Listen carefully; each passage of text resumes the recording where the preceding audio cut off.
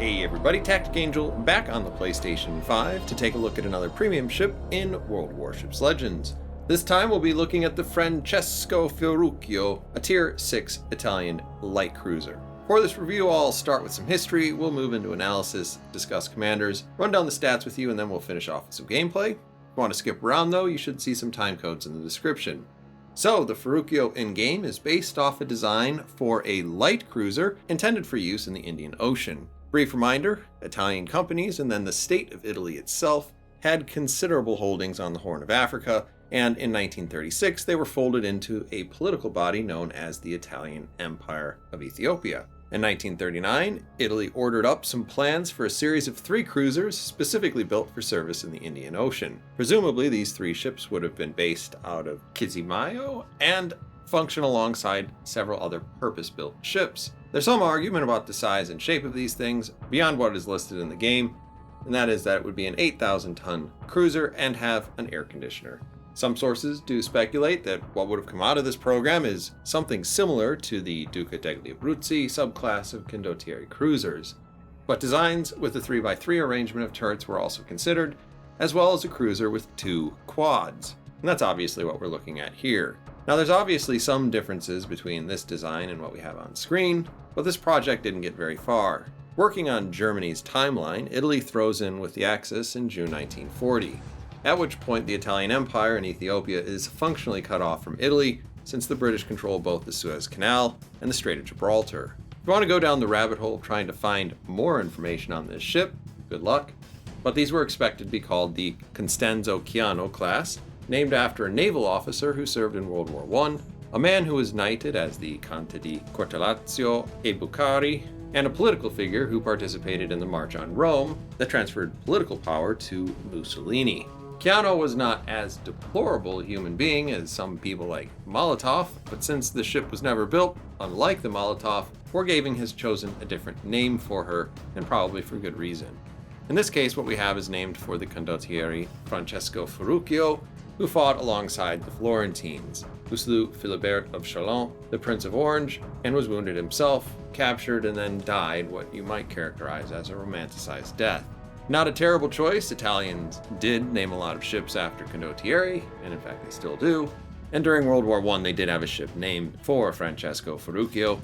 That's about all the history I have for what we're seeing on screen.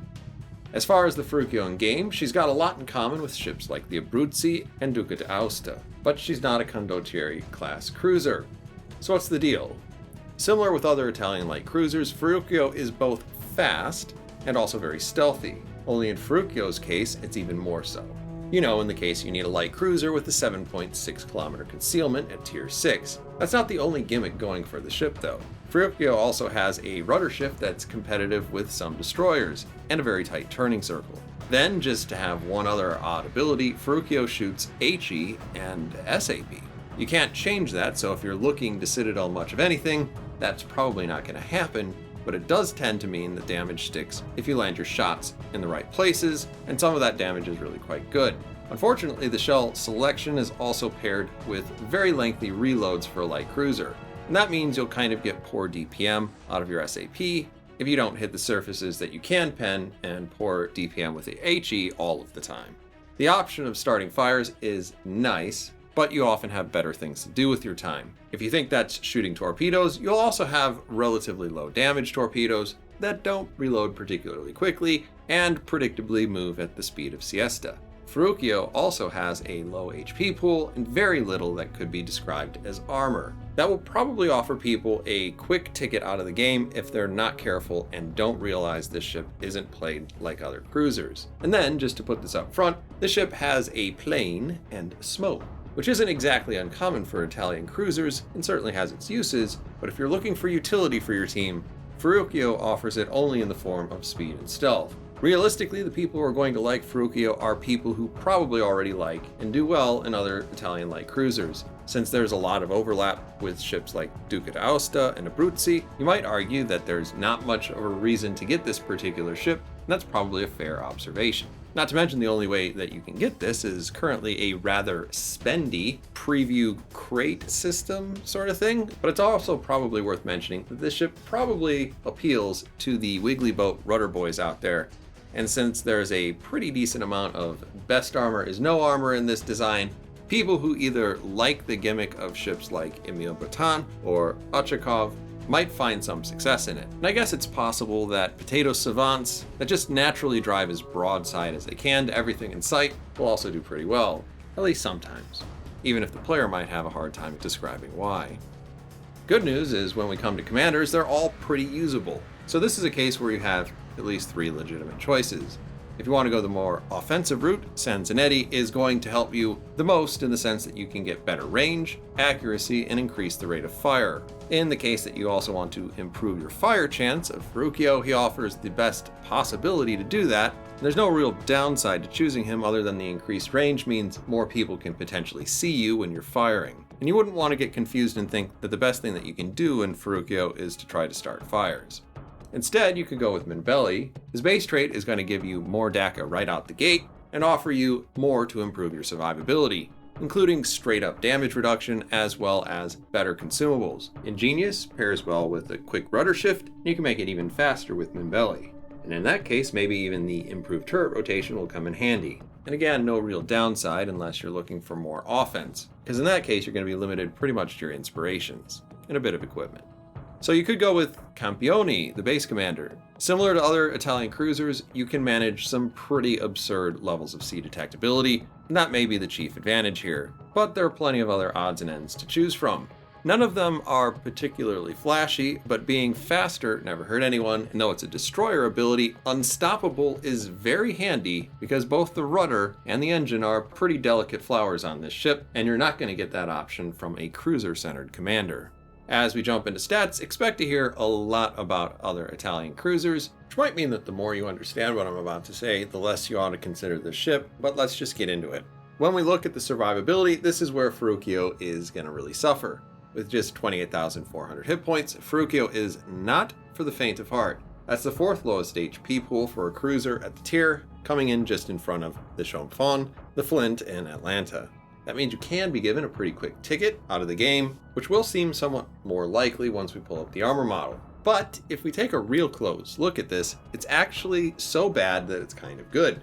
Yeah, all this light blue stuff is going to eat pretty much as much HE damage as you can feed to it. It's pretty much overmatched by every battleship, but something funny is going to happen when you take away the bow and the stern. Ferruccio has a 52mm belt. One of the less talked about aspects of World Warships is the arming threshold of shells. Most AP arms against effective armor that's 1/6 of its shell diameter. At close range, if you're flat broadside to a battleship, except Scharnhorst, there's actually no surface on the hull of the ship where that shell will arm, unless it hits the water first. What that means is you're going to get overpen. Anyway, that belt is also backed up by a pretty substantial void. Even though that's inside the ship, it doesn't take damage. That also means that short fuse AP will largely do 0 damage if the shell explodes within this void. And here you can see it with SAP scoring 0 damage penetrations. HE may still set you on fire or damage modules, but if it hits its belt, it's not going to do any damage. That's interesting because sometimes you can do something about this, and oftentimes you can't. Almost the worst thing to do in Ferruccio is being found at almost any other angle other than a good angle or no angle. But always remember that standard cruiser AP is going to totally eat this alive. Same thing for destroyers, but there might be a good reason not to try that. Speaking of artillery, you have 2 quad turrets, odd for an Italian cruiser, and inconvenient if one of them should get disabled or destroyed, but it leaves you with a fairly standard 4 guns forward and 4 guns to the rear. Best part about this arrangement is that the rear turret rotates 360 degrees, and when playing offensively, that gives you a lot of latitude in how you can maneuver. Downsides to this is that you have a very long 11-second reload. You have low HE damage, just 2100, and low fire chance. That all adds up to be the worst HE DPM and worst fire starting potential at the tier. The ship also comes with SAP, which is an oddity, and I suspect that's supposed to be the gimmick here, but at least you can set fires, and you can pretty much always pen, but this means that you can't really citadel much. Still, SAP gets good penetrations versus superstructures, extremities, and just ruins destroyers. So it's kind of hard to compare, but This is basically 1 second longer reload and with 2 less guns than a Brutzi, just with better angles and the ability to set fires, while having SAP. Last few notes, the secondaries are nothing special, and the range for Ferruccio is not all that impressive. 14.5 is below average, which is only really notable because it's so much different than the PC version of this ship. It actually gets worse when it comes to torpedo, but I guess you do have them. You have one quad launcher on each side of the ship. They do a pretty low 13,900 HP in damage, travel at a below average 56 knots, and have a very lengthy 2-minute reload. Good news here is that they have a very respectable 11.7 kilometer range, which exceeds your unmodified sea detectability, and the torpedoes have low detectability themselves. I don't know, maybe you'll hit something, but this is the lowest torpedo damage per minute of any cruiser at the tier. As for anti-aircraft protection, Ferruccio is not very good, but that's not surprising. Good news is that most of your AA is long range, but the bad news here is that 4 kilometers is not particularly long range. You end up with a total that is about 50 damage per second less than most cruisers, and if it wasn't for your crazy maneuverability and good concealment, you might be higher on the priority list. But while we're at it, let's look at that maneuverability. The Ferruccio has the most nutty combination of stats, perhaps of any cruiser in the game. At 36.5 knots, you're the fastest cruiser at Tier 6. The 620 meter turning circle isn't the best at the tier, but it's close, and about 70 meters less than average. Then you combine that with a 6.6 second rudder, and that's, again, best in class. So this thing zips around the battlefield and changes direction pretty much like you're playing one of the silly seasonal modes, except you're doing it in standard battle. And then you can add to that the best concealment of any Tier 6 cruiser, beating out a Brutzi by about 200 meters, and the average cruiser by about 1.5 kilometers. That advantage does decrease to 900 meters by air, still best at the tier, and a 4.8 kilometer firing penalty. That even beats Atlanta-class cruisers that have smaller guns. And that's made even better because Ferruccio actually has smoke itself, and it's the exhaust smoke sort, which does mean that you have a short dispersion time, but it does follow you around, and that can help you safely disengage and make that gamer turn away from the enemy. The smoke will stick around for 35 seconds, so it's a relatively short affair. You can switch that out for DFAA. That's the standard DFAA, and I can't think of a good reason why you'd want to do that. But if you're worried about AA cover, you do have a catapult fighter. It's not super useful. It doesn't actually drive off that many carrier players, but it does pair well with having smoke, since sometimes you can still use it and see out of your own smoke screen. So yeah, we skipped the damage control. You have them, obviously, 5 seconds, 60-second recharge, normal stuff. So let's get into some gameplay. I'm gonna be on Crash Zone. I will go ahead and immediately put my commander up on the screen. We are using Campione, because it makes my concealment bellissimo. Really, really good. We've got 7.6 kilometer sea detectability in this configuration, and that is due to triple concealment with the commander inspirations, and look at me now. We've also got the concealment mod, so we are rigged for a silent running. The rest of this stuff is going to come into play a little bit. You can see we have some extra speed, we have some extra fires, and we have an engine and a rudder that aren't exactly invulnerable, but they will continue to work after they've been knocked out. Now we are taking up a position on the outside of the map. That is partly intentional, partly because that is what I wanted to do, and the other part of it is that I think, talking to somebody in Discord, and that's one of the beautiful things about World of Warships is you don't have to pay that much attention to it. In any case, all we want to make sure we're going to do is not get spotted by a destroyer, so we're keeping our sea detectability ring just a little bit forward of where A is. So if there was a destroyer that decided to go around and then try to cap, I wouldn't immediately get spotted. But a lot of this is just not paying attention.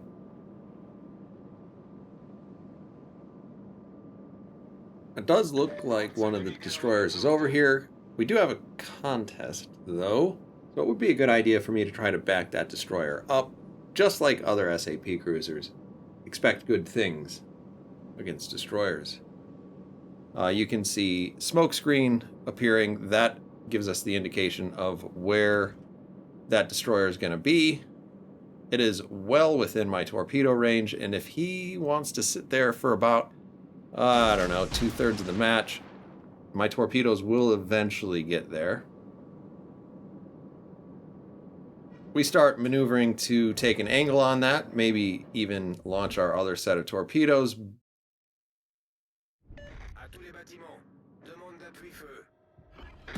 But we get spotted by this Helena. For a moment there, we gotta look at what the 360 turret can do. And obviously we've already got our guns trained over here to help deal with the cruiser. So we can start chunking this Helena. Helena's got a lot of relatively weakly armored surfaces, and you can tell pretty quickly with the SAP damage there. The front turret is not a 360 turret, and we're turning here just to get the most out of our smoke screen while he has his turrets rotated to the other side of the ship. And then hopefully he won't shoot at us. Hopefully he won't get much of a chance to shoot at us.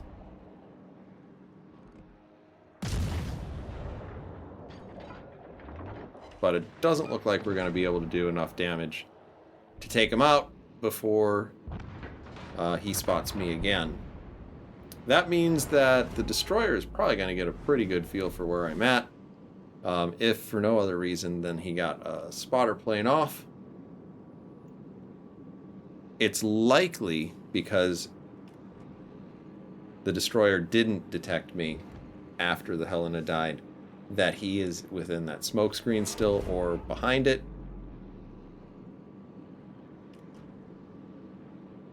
And I give a little bit of a look over to the battleship because I'm doing all this very much in his line of sight.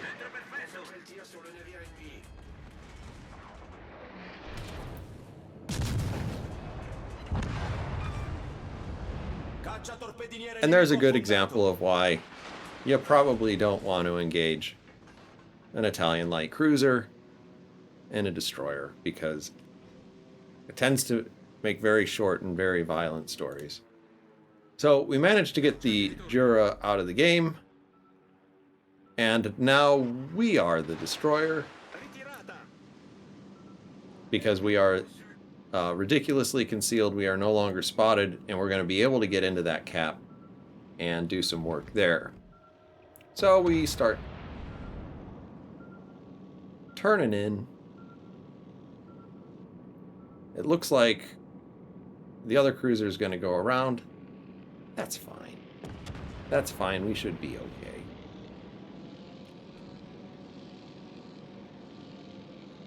And for the meantime, even if he jumps behind that island, we should be able to keep eyes on the Tennessee.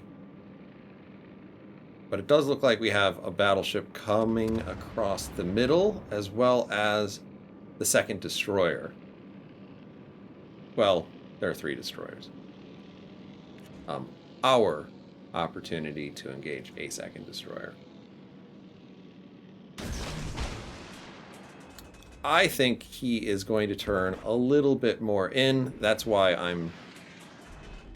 This isn't going to make a lot of sense. That's why I'm leading behind him. Because if he cuts in, it's going to change the angle of that white line that indicates where I should be shooting. And it's also going to take less time for the torpedoes to actually get there if he does make that turn. And our effort to play torpedo psychologist looks like it might not be working. We really do want this. And also I have a wise idea. If I go out there and turn totally broadside to him, I actually have the HP to play with being able to take a shot from him.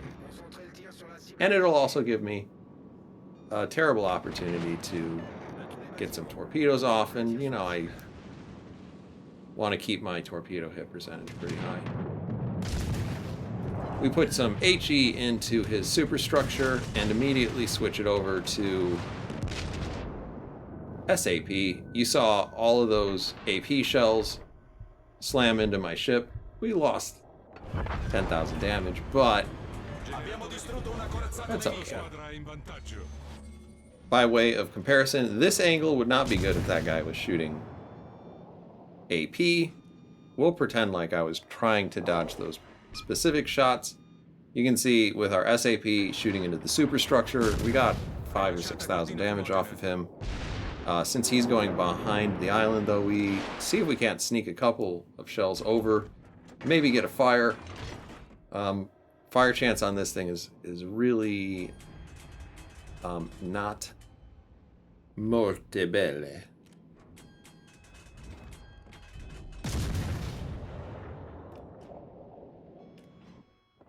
Somebody can see the Tennessee, so we see if we can't land a couple of shells on him. Again, 4 hits, no fires. That's not a surprise. I think we're dealing with like a 7% fire chance here. You're basically in destroyer territory in terms of catching ships on fire, but you can do it. And obviously the SAP is kind of fantastic, except if you want to shoot at the bow of an oncoming cruiser or battleship, because it will still bounce. With our casual 39.6 knots, went down a little because I used the rudder. We're going to get outside of these guys because we're thinking that's the best way to keep them spotted. And also as battleships, it's going to take them a while to get their turrets all the way around. And I don't know. I guess this is the kind of ship that if you put some thought into it, it is really good for positioning. And it's really good for, if I do get over here, I can probably take advantage of these guys a little bit. I think the Tennessee might have immediately started turning as soon as I shot the torpedoes, which is not fantastic, but it's fine. We are in a pretty good position overall. I'm going to see if I can't start some fires on the Nagato. We've switched over to SAP.